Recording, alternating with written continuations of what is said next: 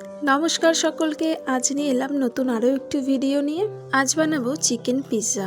কম বেশি এটা আমরা সকলেই পছন্দ করি।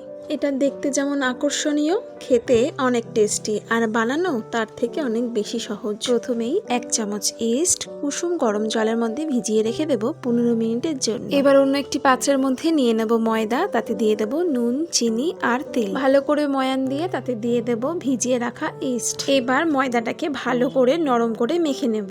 পিৎজা তৈরি করার মূল কাঠামো হলো এই ময়দার বেস। ময়দার এই বেস ঠিক থাকলে পিৎজা বানানো একদম মন্ত্রের মতন।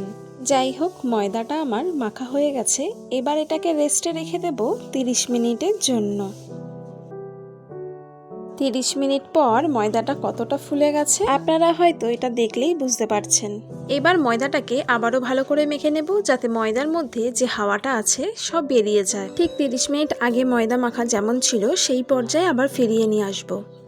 আমি পিৎজাটা গ্যাসেই করেছি, তাই একটা স্টিলের প্লেটে কিছুটা তেল লাগিয়ে নিয়েছি। ময়দার কিছুটা ডো ওই প্লেটের মধ্যে রেখে হাত দিয়ে প্রেস করে গোল করে নিয়েছি। এবার একটা কাঁটা চামচ দিয়ে ময়দার এই বেসটায় একটু ছিদ্র করে নেব।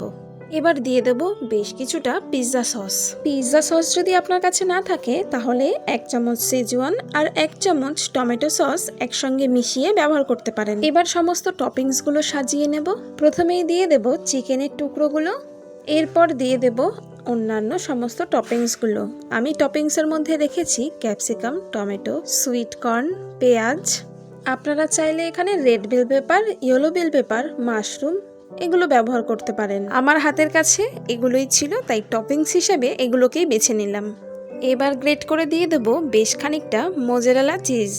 বেশি চিজ আমার খুব একটা ভালো লাগে না, তবে আমার ঘরে ছোট এক সদস্য আছে যার চিজ খেতে খুব বেশি ভালো লাগে। যাই হোক, এইবার দিয়ে দেব বেশ খানিকটা অরিগ্যানো আর চিলি ফ্লেক্স। কড়াই গরম করে তারপর একটা স্ট্যান্ড দিয়ে এই বেসের প্লেটটাকে রেখে দেব অন্তত 30 থেকে 45 মিনিটের জন্য। তৈরি হয়ে গেল আমাদের চিকেন পিৎজা। সম্পূর্ণ ভিডিওটি দেখার জন্য অসংখ্য ধন্যবাদ সকলকে। ভিডিওটি ভালো লাগলে একটি লাইক, কমেন্ট, শেয়ার করবেন।